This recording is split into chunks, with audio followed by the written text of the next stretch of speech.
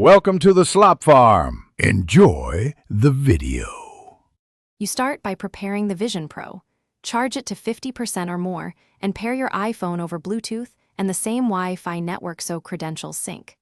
Once connected, update iOS and Vision OS to avoid compatibility issues.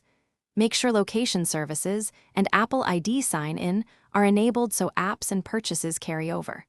Fit the headband and perform the quick fit routine to align the displays. This ensures comfort and accurate eye tracking before you move into the interface. Now you configure the core system, complete the welcome flow, choose language, create a secure passcode, and enroll Optic ID so the device recognizes you. Next, calibrate eye and hand tracking by following the guided prompts. Make sure you adjust interpupillary alignment and audio spatialization for crisp visuals and accurate spatial sound. Then install your main apps, arrange your home view, and run the room plan scan. That map enables apps to anchor content to your environment and improves gesture interactions.